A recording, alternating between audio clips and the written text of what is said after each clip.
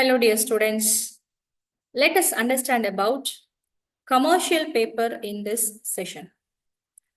See, in financial markets, there are two major classifications such as capital market and another one is money markets. See, treasury bills, commercial papers, certificate of deposits, all these things, promissory notes comes under money market to meet, short-term requirements of finance.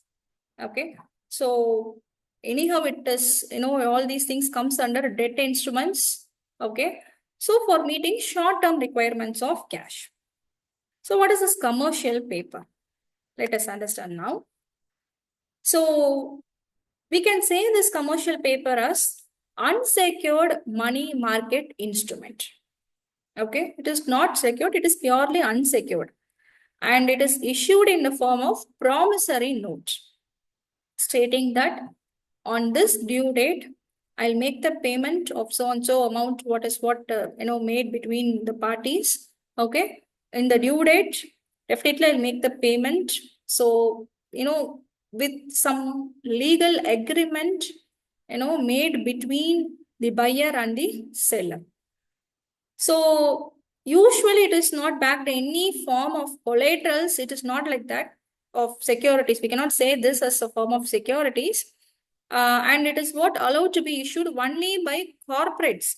Usually corporate companies, they'll use this concept of commercial paper, and that too to meet their high quality debt requirements. If at all they want any immediate cash, or if they have any quality debt ratings, those cases, this commercial paper will be applicable. Okay, so in India, commercial paper, it was introduced in 1990, and for highly rated corporate borrowers, definitely they'll use this concept, CP concept, we say that CP, and to meet short-term borrowings.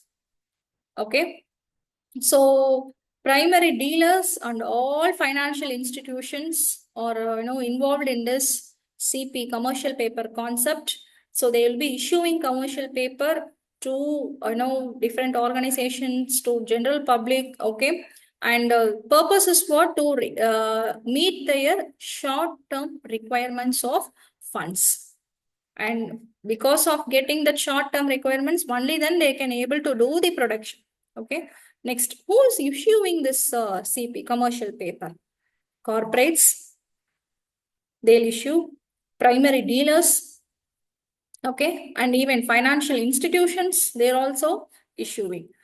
So all these sectors, definitely they need fund, in those cases for short duration. That too, for short duration, they can use this concept CP. And what is this maximum and minimum period of maturity? See,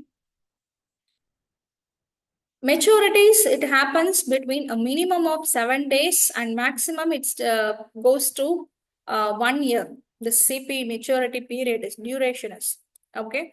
So maturity date of CP, it should not go beyond the date, that is after 1 year. Okay. Within 1 year, it should complete. The entire, agreement should be closed. Okay.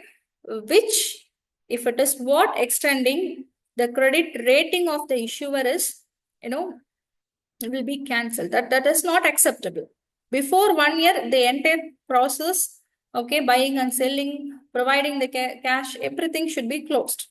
Okay, so minimum is starts from 7 days, maximum is 1 year. Okay, who can invest in CP? Yes, individuals, banking companies, or any other corporate bodies, either it may be registered or non-registered, and union incorporated bodies, and that is unincorporated bodies, and non-resident Indians, all NRIs. Okay, and even foreign institutional investors, all can invest or all can do their process of the CP. Okay, and investment in CP is like it is all regulated by which limits. See, investment by FIA is that is foreign institutional investors. It has certain limit sets, okay, which is what guided by SEBI, that is Securities Exchange Board of India. So whichever parties mentioned here, if they want to, invest in CP, yes, obviously they can do. Okay. So these are all the different, parties can invest, and these are all the different parties can issue CP. Okay. So this is all about commercial paper. Thank you all.